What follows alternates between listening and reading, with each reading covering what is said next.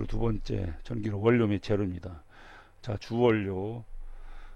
첫 번째 주원료에서 사용하는 원료 부분 대부분 고철을 사용합니다. 그래서 고철이 장유물 중에서 90%를 차지하는 거죠. 그래서 이제 이 고철에 따라서 바로 고철의 양과 가격에 따라서 바로 이 전기로서 만들어지는 강의 품질과 가격이 결정된다는 거죠.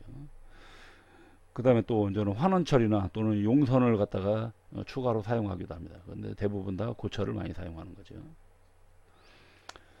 그래서 이제 요 원료 배합을 보면 일반 원료도 지금 고철을 한 40에서 60% 정도 집어넣고 회수철도 내내 고철인데 이거는 공장에서 발생되는 거죠. 공장 발생에서 나오는 고철을 말하는 거고, 그 다음에 이제 프레스나 절삭칩, 이건 전 기계 가공할 때 나오는 거죠. 기계 가공에서 나오는 프레스나 절삭칩이 이 정도 쓴다.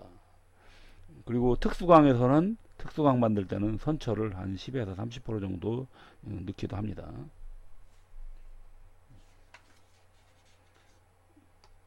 그 다음에 세 번째 탄소량 같은 경우는 원래 전 규격 성분보다 조금 더 높게 배합을 합니다. 전로에서는 이게 탄소량이 큰 문제가 되질 않았는데 전기로에서는 이렇게 약간 이렇게 높게 배합을 한다는 거죠. 만약 이렇게 높게 배합을 하기 때문에 그러면 전 가탄제가 필요하거든요. 그래서 탄소량이 부족할 때는 전극이나 또는 뭐 고철, 코크스 등을 함께 이렇게 넣고선 미리 바닥에 장입한다. 그래서 요 전극이나 코크스, 특히 요것이 전극설이라고 하거든요. 전극 부스럭입니다. 요 설자가 부스럭이라는 뜻입니다. 부스럭이. 그래서 전극 깨진 것 같은 경우 그걸 사용합니다. 또는 코크스를 깨갖고 그것이 이제 이런 거나 이런 것이 바로 가탄제로 들어가는 거죠. 가탄제를 해서 탄소량을 더 추가시킨다. 그 다음에 대부분 그 전기로도 거의 매일 조업을 하는데 만약 하루 이상 중단할 때는 대략 이 정도 탈탄을 예상해야 된다는 거고요. 그 다음에 역시 인이나 황도 마찬가지로 0.05 요 이하로 이제 배합을 하는 것이 좋다는 거죠. 그래서 이제 특히 이제 만약 이제 이중 더블 제재법, 이제 더블 슬래그법이라거든요. 이중 제재법, 더블 슬래그법이거든요. 더블 슬래그법을 사용할 때는 0.02% 이하로 충분히 낮출 수가 있다는 얘기죠. 그 다음에 고철 중에 만약 니켈이 들어가 있다 그러면 니켈은 회수가 잘 불가능하다. 니켈은 왜 그러냐면 니켈 같은 경우는 산소하고 이렇게 산화가 되질 않아요. 산화 반응이 되질 않기 때문에 얘는 그냥 남아 있습니다. 그래서 이제 니켈은 회수가 불가능하기 때문에 고철을 선별할 때나 또는 보관할 때, 배합할 때 이럴 때 유의해야 된다는 얘기죠.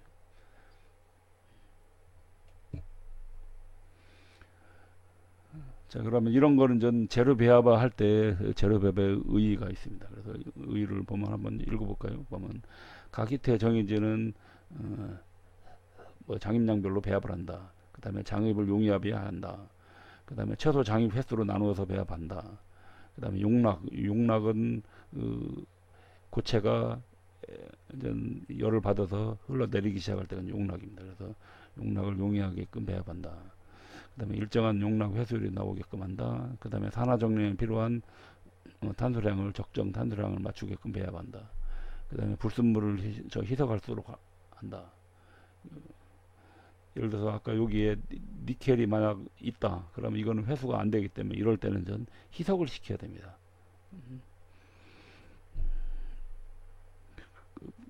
그 다음에 고철 같은 거 이렇게 장입할 때 아크나 장입할 때 충격이 발생하는 거거든요. 충격으로서 노벽이나 노상이나 또는 노개 같은 거 이런 걸 보호할 수 있다는 얘기죠. 그 다음에 전극 손실을 또 방지할 수 있게끔. 그래서 이제 배합할 때 아까 요 배합 아까 요 2번에 보면 앞, 앞 페이지에서 1번에 있었죠. 1번 항목에 보면은 프레스나 절삭집을 한 5 내지 10% 쓴다고 했어요. 그 프레스나 절삭집을 사용하는 이유가 요 노벽 요것도 보호되지만 역시 전극 보호 역할도 나중에 합니다. 그 다음에 산화기 조제제도 일부 배합하기도 하고, 그 다음에 품질 요구에 맞는 최저 비용으로 이렇게 배합하는 것이 재료 배합이다. 자, 그 다음에 이제 환원철을 사용할 경우, 아까 고철 중에 환원철이나 용선을 사용하기도 하거든요. 그래서 만약 환원철을 사용했을 때 장점을 보면은, 자, 철광석을 직접 환원해서 얻은 걸 보고 이제 환원철이라고 하거든요. 간접 환원이 아니라 철광석을 FE2O3를 이렇게 C하고 직접 환원을 시킬 겁니다. 그래서 나온 것이 이제 환원철입니다. 그래서 이거를 고철 대용으로 사용한다. 그러니까 형상은 파이 10에서 25mm 정도의 펠렛이면 전 이렇게 동글동글하게 생긴 거죠. 또는 구형의 단광 형태로 그냥 뭉쳐진 형태. 그래서 하여간 형태는 이렇게 동글동글하게 만들어서 한다. 이때 이제 이 환원철 성분을 보면 철분이 90% 이상이고, 그 다음에 금속 철분은 뭐 한 80% 이상 있는 거죠. 그래서 이렇게 환원철을 장입하면은 이런 초고전력 조업할 때 그 생산률을 향상시킬 수 있다는 것이요. 그래서 이제 여기에 이제 장점과 단점이다. 장점 보면 제강 시간을 단축할 수 있다는 거죠. 그 다음에 생산성이 훨씬 향상되고, 그 다음에 취급도 편하고, 그 다음에 자동 조업도 편하다는 거죠. 단점으로 보면 이제 맥석분이 많다는 얘기. 맥석이란 얘기는 맥석의 주성분은 SiO2하고 Al2O3거든요. Al2O3가 있어요. 맥석의 주성분이. 그럼 이거는 제거하려면 CaO가 필요하죠. CaO 같이 해서 얘가 슬래그를 형성하는 거거든요. 슬래그를 형성하기 때문에 맥석분이 많으면 결국은 생성되는 슬래그가 슬래그도 증가하는 거죠. 자, 그렇기 때문에 전 이런 석회석이나 산화칼슘 이게 필요한 겁니다. 요것 때문에. 자, 그러다 보니까 또 여기에 있는 예를 들어서 철분이 90% 이상 들어가는데 이것이 여기에 있는 슬래그로 이렇게 들어가기도 하거든요. 그러다 보니까 철분 회수가 회수율이 좀 떨어지는 거고, 그 다음에 요거 펠렛 제조할 때 가격이 고가라는 그런 단점은 있다. 그 다음에 전 부원료는 첫 번째 용제. 자, 용제 같은 경우는 얘는 전부 다 슬래그를 만들 수 있는 거죠. 슬래그를 형성할 수 있는 걸 보고 용제라고 하는 거죠. 그래서 용제의 사용 목적이 있습니다. 그래서 용융성 강제, 용융성 슬래그를 만들어서 용광에 불순물을 산화 제거하는 목적으로, 그 다음에 이렇게 된 요 슬래그가 용광 표면을 덮으면 어떻게 됩니까? 외부에 있는 가스가 접촉이 방지되겠죠. 그 다음에 전극으로부터 또 탄소 흡수되는 걸 방지할 수 있습니다. 이렇게 전기로가 이렇게 했을 때 여기에 전극이 내려온다겠죠. 여기에 고철이 있는데 여기에 이게 그냥 철이 있으면 철이 녹으면은 여기에 있는 탄소가 이쪽으로 가탄이 되기도 해요. 그래서 아까 이거 전극 부스러기를 가탄제를 쓴다고 했는데, 이때 여기에 슬래그가 위에를 이렇게 덮고 있으면은 그러면 탄소가 이쪽으로 들어가는 걸 방지하는 거죠. 그래서 그것이 바로 전극으로부터 탄소 흡수를 방지한다는 거죠. 그래서 결국은 전극 손실을 좀 방지하는 거죠. 그 다음에 염기성 슬래그에서는 염기성 아크로에서는 염기성 슬래그를 생성하는 거죠. 그러기 위해서 플럭스를 사용한다. 그래서 플럭스는 주성분이 CaCO3 같은 거거든요. CaCO3가 주성분이기 때문에 전부 다 염기성이라는 거죠.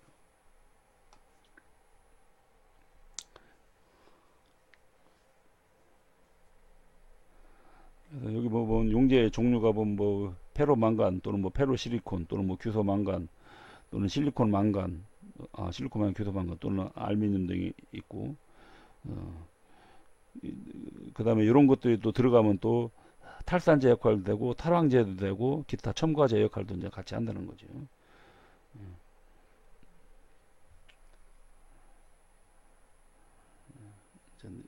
이게 이제 기타 용제인데, 자 그러면 전 실제 이제 주로 많이 사용하는 용제, 용제로는 석회석이나 산화칼슘이나 형석이 있습니다. 그래서 요거 이제 기타 요걸 제외한 이제 실제 많이 사용하는 것이, 자 석회석부터 봅시다. 석회석은 CaCO3죠. CO3입니다. CaCO3이기 때문에 여기에도 역시 불순물이 적은 것이 유리해요. 여기에도 불순물이 SiO2나 뭐 또는 황 또는 Al2O3 이런 것 또는 뭐 인 같은 것들이 있어요. 그래서 이런 불순물들이 적은 것이 좋다. 그리고 탈이나 탄황할 때는 산화철이나 알루미나 마그네시아가 5%, 그러니까 이런 불순물들이 5% 이하인 것이 좋다는 거고, 그 다음에 이산화탄소 SiO2 같은 경우는 1% 이하인 거. 그래서 아까 결국은 요 얘기입니다. 똑같은 거예요. 불순물이 적은 것이 좋다는 얘기죠. 그 다음에 형석을 가해서 유동성 좋게 할 때는, 이때는 SiO2가 어느 정도 들어있어도 상관없다는 얘기를 해서 5% 정도의 SiO2가 함유된 것이 유리하다는 거죠. 그 다음에 저는 산화칼슘. 산화칼슘은 여기에 있는 석회석을, 산화칼슘은 CaO거든요. 석회석을 900도 정도로 꾸면은, 예를 들어서 CaCO3가 이거를 저는 가열을 하면은 900도 정도 가열하면 CaO하고 CO2 이렇게 분해가 됩니다. 분해 반응이 일어나거든요. 얘가 이제 흡열 반응이에요. 얘는 흡열 반응입니다. 이렇게 900도 정도에서 구우면은 이렇게 분해 반응이 일어나요. 그러면 이때 전 요 CO2가 요 발생가스가 탄산가스죠. 탄산가스. 그래서 이제 이렇게 나오는 것이 바로 CaO. 얘가 이제 산화칼슘이다. 자, 그래서 이렇게 산화칼슘을 직접 집어넣으면 요 산화칼슘이 강유 표면에서 이제 슬랙을 형성해서 열 발산을 방지도 하고, 그 다음에 이것도 CaO가 탈인과 탈황 작용을 하는 거죠. 탈인도 하고 탈황 작용하는 거고. 그래서 CaO가 이게 염기성이니까 염기도가 높을수록 탈인과 탈황이 잘 된다는 얘기죠. 그래서 CaO가 필요하다. 그 다음에 석회석보다 용이하기가 쉽죠. 아무래도 석회석 같은 경우는 이걸 집어넣다 보면 이것이 다시 분리돼서 이것처럼 이렇게 분리된 다음에 얘가 녹아야 되는데, 이걸 직접 집어넣으면 이런 분리하는데 이게 아까 분리할 때 흡열 반응이라고 했거든요. 근데 이제 이걸 직접 집어넣으면 이런 흡열 반응이 일어나지 않기 때문에 비교적 뭐 용해가 빠르고, 그 다음에 반응 속도도 빠르다는 거죠. 그리고 열 손실도 작다. 이걸 직접 집어넣으면 이게 아까 이런 분해 반응이 먼저 일어나기 때문에 이제 흡열이 일어난다고 했거든요. 그렇지 않다. 그 다음에 이렇게 구울 때 이걸 잘 구운 거는 이런 CO2가 없는데, 근데 이제 이 순수한 이것만 있을 때는 이것이 슬랙으로 녹기가 어려워요. 이럴 때는 여기에 이제 CaO만 집어넣으면 CaO가 녹는 점이 한 2500도가 좀 넘거든요. 2500도가 좀 넘는데, 이때 여기에 SiO2하고 이런 것들이 있으면 SiO2 그 다음에 FeO 같은 것이 있으면은 얘하고 CaO하고 이렇게 세 개가 삼원 공정의 슬래그를 형성하면, 이렇게 되면 전 용융점이 뚝 떨어집니다. 이렇게 되면 슬래그의 용융점이 급격히 떨어져요. 용융점이 뚝 떨어집니다. 급격히. 아까 한 얘만 치면 한 2500도였는데 이렇게 되면 뭐 녹는 점이 아주 상당히 많이 내려갑니다. 근데 요 석회석의 석회석이 아니라 요 산화칼슘의 가장 큰 단점은요, 요 흡습입니다. 습기를 매우 빨리 습기를 빨아들여요. 그래서 흡습성이 매우 크거든요. 그래서 우리 저기 뭐 건조할 때 뭐 같은 거 건조할 때 이렇게 CaO를 집어넣으면 CaO가 습기를 빨아들입니다. 그래서 이걸 이제 사용할 때 충분히 건조한 다음에 그걸 사용해야 된다. 그렇지 않고 그냥 사용하다 보면 여기에 있는 요 CAO 중에 H2가 있거든요. 그러면 얘 때문에 문제가 되겠지요. 그 다음으로 용재로 가장 많이 사용하는 게 이제 형석이 있죠. 형석은 얘는 CA 주성분이 F2입니다. CAF2고 녹는 점이 상당히 낮아요. 아까 CAU는 녹는 점이 2500도 이상 된다 그랬는데 얘는 CAF2 얘는 935도밖에 안 돼요. 그러니까 어떻게 됩니까? 슬래그를 이거하고 이렇게 이거 있을 때 얘가 들어가면 해서 용융점을 확 낮추는 거죠. 그러면 해서 유동성이 좋아집니다. 그래서 이 형석이 들어가면 슬래그의 융점을 낮추고 그 다음에 유동성을 향상시킨다.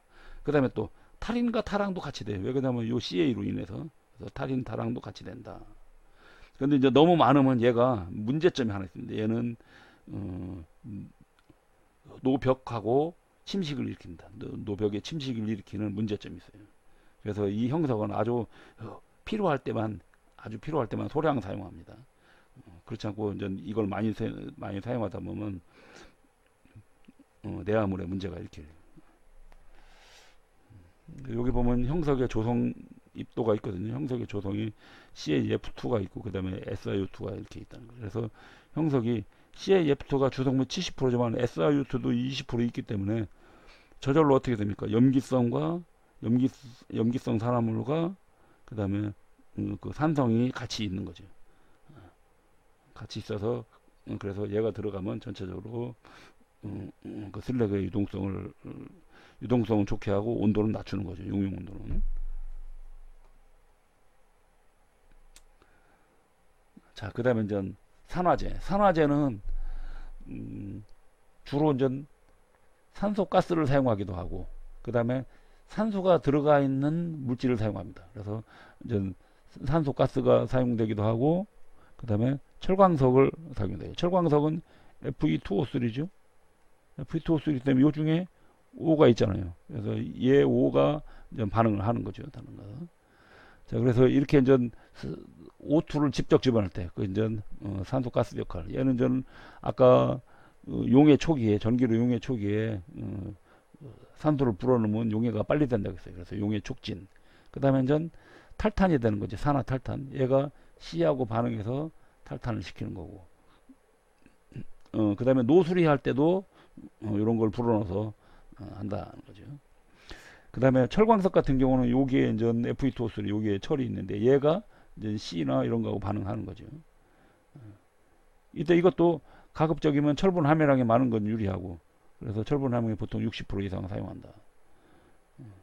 근데 이제 이것이 문제점은 이제 뭐 요새는 이걸 많이 사용 안 하고 주로 이제 이걸 사용하거든요. 이의 문제점이 이게 광석이다 보니까 어떻게 돼요? 이 광석 중에는 또 불순물도 많이 있겠죠. 불순물이 많이 있기 때문에 이런 문제점이 있다. 그래서 여기에 보면 이제 그 조건이 있습니다. 조건이 산화제로 사용할 때 철광석 조건이 보면 적철광이나 자철광을 주로 사용한다. 그 다음에 저는 불순물로 P나 S, 그 다음에 SiO2나 Al2O3 이런 것들이 적은 것이 좋다는 거죠. 그래서 P나 S가 적은 거, 그 다음에 또 SiO2나 Al2O3가 적은 거, 그 다음에 입도는 약 10에서 50ml가, 그 다음에 네 번째로 수분이 적은 거, 이런 걸로 이렇게 사용한다는 거죠. 그러다 보니까 전 제약 조건이 많죠. 그래서 요새는 전 이런 철광석으로 산화제를 사용 안 하고 그냥 산소가스를 불어넣습니다. 그 다음에 이제 가탄제. 가탄제가 탄소 성분 조절하는 거죠. 그래서 이제 주로 이제 선체를 넣거나 아니면 직접 이제 코코스 또는 무연탄 전극설. 아까 이 전극설이 전극 부스러기라고 했죠. 이 설자가 부스러기라는 뜻입니다. 부스러기. 그래서 전극 부스러기 등을 사용한다는 거죠. 이 중에서 전극설이 이게 가장 좋습니다. 그래서 이게 전극설 소모된 것이 가장 양호하다. 왜 그러냐면 얘는 S나 인 같은 것이 이런 것들이 적어요. 무연탄을 그냥 사용한다 그러면 이 중에도 S나 인이 있거든요. 코크스도 마찬가지로 이런 거 있는데 전극설은 이런 것이 아주 적습니다. 그래서 이 전극설이 가탄제로 아주 좋다는 얘기죠.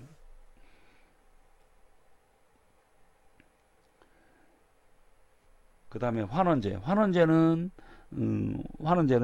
아까 여기서 이후에서 불어넣은 산소를 이제 불어넣어서 불순물 제거하고 나면 그래도 용광 중에 산소가 남아있죠. 그 산소를 제거할 목적으로 사용하는 거거든요. 그래서 환원제는 산소와 반응하는 물질이다. 그래서 보면은 코쿠스 C를 집어넣으면 O하고 다시 반응하겠죠. 또 페로실리콘 그러면 여기 있는 SI가 반응합니다. 페로실리콘을 집어넣으면 여기 있는 실리콘이 O하고 반응해서 SiO2 이런 식으로 나가는 거죠. 이렇게 제거되는 거다.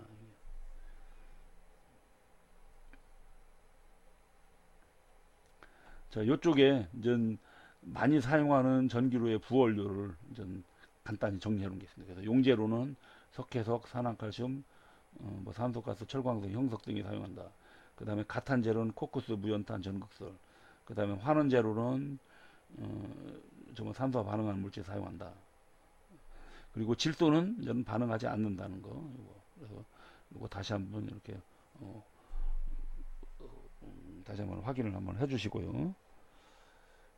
그 다음에 이제 또 필요한 것이 이제 전극에 사용하는 전극 재료가 있겠죠. 부원료는 끝났고 전극 재료. 그래서 전극 재료는 구비 조건이 있습니다. 구비 조건이 그래서 첫 번째 전기 비저항이 작아야 되고요. 즉 뭐예요? 전기 저항이 없어야 된다는 얘기죠. 그 다음에 열팽창 계수가 작아야 되죠.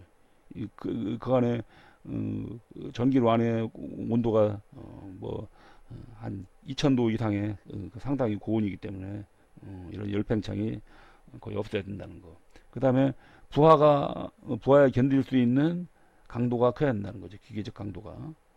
그 다음에 또 탄성률이 또 너무 크면 안 되고요.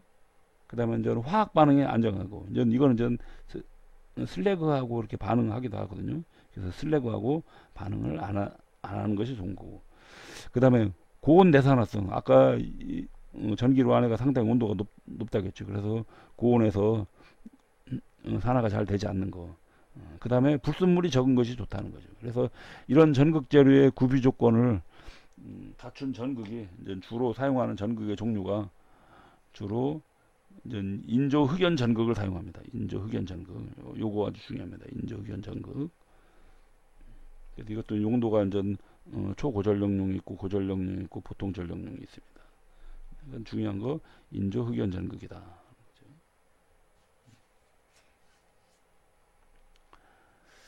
자, 그 다음에 네 번째 재료로 이제 내화 재료입니다. 내화 재료는 전기로 내부를 구성하는 거죠. 자, 첫 번째 노뚜껑. 노뚜껑 같은 경우는 전기로가 이렇게 있으면 여기에 이제 뚜껑이 이렇게 덮이거든요. 이 뚜껑에 전극 같은 것이 연결되어 있고 그래요. 그래서 이 뚜껑, 천정 벽돌에 요구되는 품질, 요것도 이제 문제 좀 자주 납니다. 그래서 첫 번째 내화도가 높을 것. 당연히 이 안에 온도가 높으니까요. 이 안에 온도가 아까 한 2000도 이상 간다고 했지요. 그래서 내화도가 높을 것. 그 다음에 두 번째, 내스플링성이 강할 것. 스플링이란 얘기는 열 변화가 심하거나 그럴 땐 이게 똑똑 떨어져 나가는 현상이거든요. 그래서 내화벽돌이 저절로 이렇게 똑똑 표면이 분리돼서 똑똑 떨어져 나오는 현상을 보고 스플링이라고 합니다. 그래서 그런 것에 강한 걸 보고 내스플링이 되죠. 그래서 내자가 들어가면 항상 견딘다는 뜻입니다. 그래서 스플링에 견디는 걸 보고 내스플링성. 그 다음에 슬래그에 대한 내식성. 이것도 역시 내자가 들어가죠. 부식이 안 되는 거 내식성. 그래서 그 다음에 연화가 되었을 때 가급적이면은 끈적끈적하는 것이. 그래야 뭐냐면 혹시 여기에 고온에 의해서 여기에 있는 내화물이 만약 녹았다. 이때 만약 점성이 별로 없으면 이게 쭉쭉 흘러내리거든요. 조금 점성이 있어야 잘 안 흘러내립니다. 그래서 점성이 높을 것. 그 다음에 하중 연화점이 높을 것. 하중을 받다 보면 얘가 쉽게 연화가 되는데 그런 하중 연화점이 이게 상당히 높아야 된다. 그래서 이런 요구 품질이 있습니다. 자, 이런 거를 이런 요구 품질을 갖춘 것이 그래서 주로 사용하는 것이 실리카 벽돌입니다. 실리카 벽돌 순수한 SiO2 벽돌입니다. SiO2 벽돌이에요. 그래서 제가 아까 제가 맨 처음 얘기할 때 전기료 같은 경우는 요 위에 부분은 그냥 SiO2 계열의 내암으로 써도 된다고 했습니다. 이 밑에는 그렇지 않죠. 그 다음에 저는 뭐 고알루미나질 내암을 여기다 사용할 수 있어요. 근데 얘는 보면 특징이 실리카 벽들보다 용융점은 높아요. 그 다음에 뭐 슬래그에 대한 적성은 높고 그 다음에 네스플링성이 우수하고 그래서 얘는 전 침식이 심한 집진 구멍, 여기에 전 집진 구멍이라든지 그 다음에 또 전극 주위, 요런 전극 주위, 그래서 요 노뚜껑 중에서 그 아주 특수한 부위만 요 고알루미나질을 사용한다는 거죠. 그리고 나머지는 전부 다 그냥 실리카를 사용하고요. 그래서 요 실리카 벽돌의 특징이 여기 있습니다. 뭐 값이 저렴하다. 그 다음에 내화도도 비교적 높고, 그 다음에 품질 변동이 거의 없다. 그 다음에 열간 강도도 크다. 그래서 주로 이제 천장용으로 많이 사용한다. 그 다음에 산화칼슘이나 산화철에서도 비교적 강하다. 그 다음에 200에서 300도 정도에서 급격한 변태 팽창을 일으킨다. 그러면 해서 스플링이 발생할 수가 있어요. 그래서 가급적이면 이 온도는 피하는 게 좋죠. 그래서 이제 아까 여기에 스프링 생각. 그 다음에 최고 내화도가 한 SK는 한 33까지. SK 33이면 1730도거든요.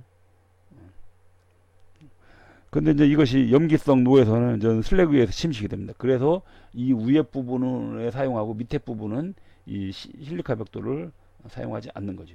왜냐하면 여기에 쇳물이 있고 쇳물 요 위에 슬래그가 있거든요. 만약 여기다가 실리카 벽돌을 사용했다 그러면 요 슬래그가 염기성 슬래그이기 때문에 염기성 슬래그입니다. 염기성 슬래그이기 때문에 얘가 만약 산성이다 그러면 이거하고 반응하는 거죠.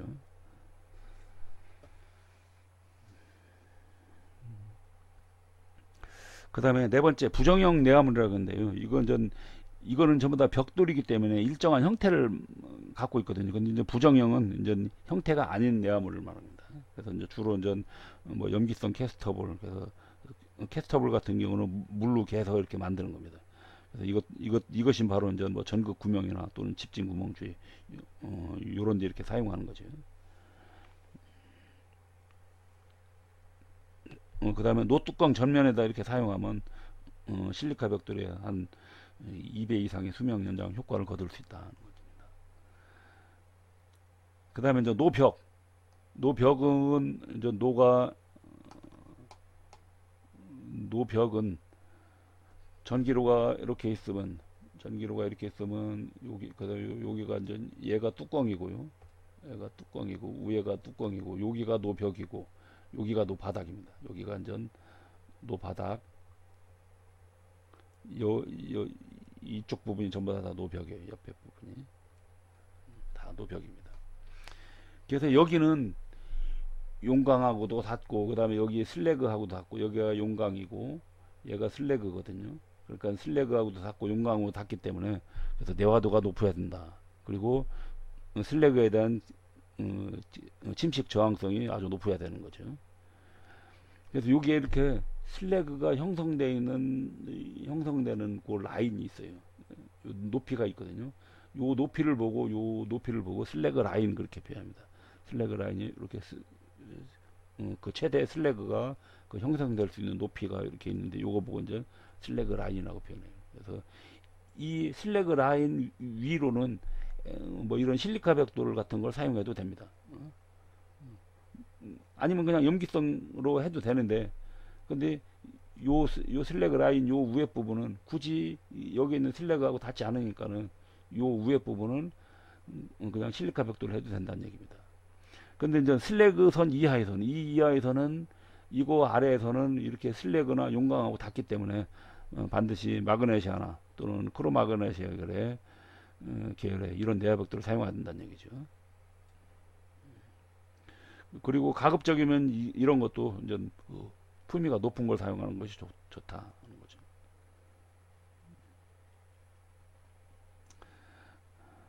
그래서 이제 여기 보면 염기성 벽돌에다가 뭐 탄소나 탄소 그러니까 C죠. 산화크롬은 CR2O3 같은 걸 이렇게 넣어서 혼합하면 훨씬 더 그 성능이 좋아집니다. 그래서 이런 걸 사용하기도 한다. 그 다음에 그래도 여기가 이제 열을 많이 받거든요. 그래서 이 바깥 외부에 순행 장치가 있습니다. 외부에 순행 장치가 있어요. 그래서 노벽 용선 방지를 하기 위해서 순행 자켓을 설치한다는 거죠. 순행 상자를 설치한다. 그래서 대부분의 대형로나 또는 고장용 로에서는 이제 이렇게 순행 상자를 이렇게 여기에 바깥에 설치가 되어 있다는 거죠. 그래서 이걸 냉각을 시킨다는 거죠.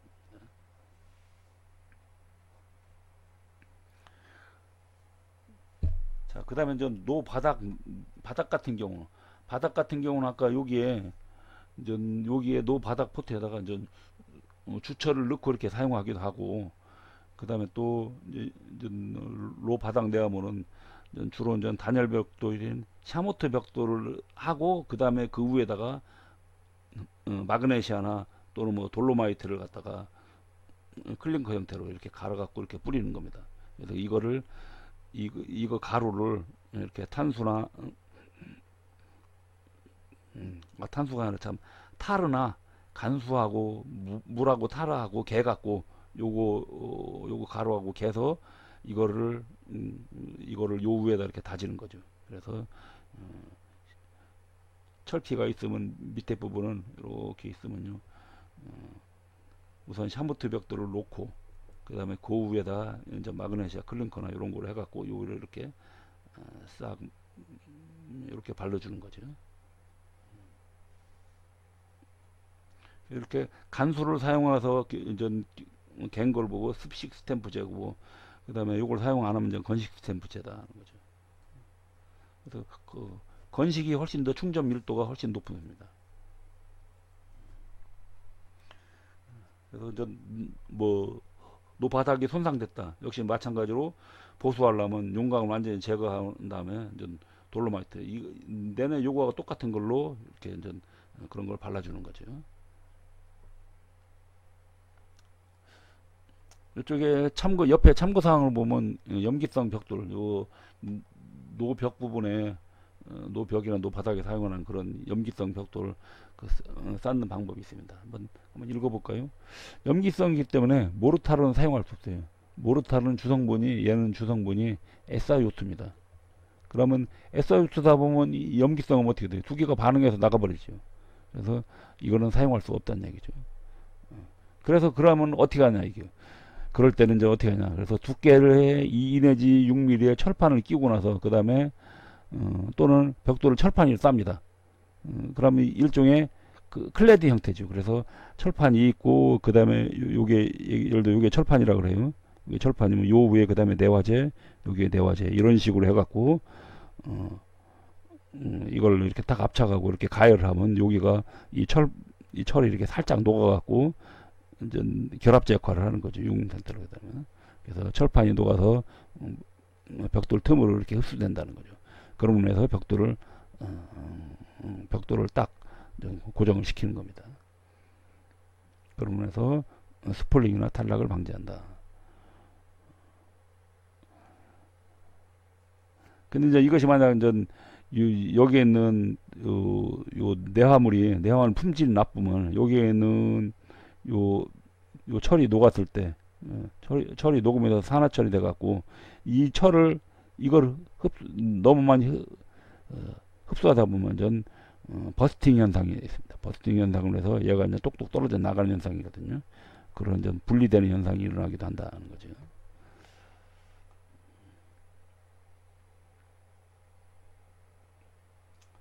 자, 그러면은 이제 그 개념 잡기 문제를 한 두 문제 볼까요? 자, 첫 번째, 전극의 구비 조건이 틀린 것은, 전극은 고온에서 산화가 잘 안 될 것 맞지요? 고온에서 산화가 되면 안 됩니다. 두 번째, 과부하에 잘 견뎌야 되겠죠. 그 다음에 전기 전도율이 적을 거, 전기 전도율은 커야 되죠. 이게 틀렸죠. 그래서 전기 전도율은 커야 된다는 거. 그래서 얘가 답이 되겠습니다. 불순물이 적을 것 맞고요. 여기 보면 흑연 전극의 구비 조건을 다시 이렇게 정리한 게 있는데 보시면 전기 전도가 커야 된다는 거죠. 다음에 두 번째 문제 보면 전기료 제강법에서 천정연화 같은 경우는 뭐요 SiO2 계열을 사용한다 그랬죠. 규석벽돌 품질에 대한 설명으로 틀린 것은 그래서 내화도가 높을 것, 그다음에 내스플링성이 좋을 것 맞고 하중연화점이 낮을 것. 얘가 낮으면 안 되죠. 높아야 되겠죠. 하중연화점이 높을 것입니다. 그다음에 연화시 점성이 높을 것. 이거 맞습니다. 역시 마찬가지로 이렇게 정리되어 있으니까 다시 한번 확인해 보시고 그래서 이건 답이 3번이죠.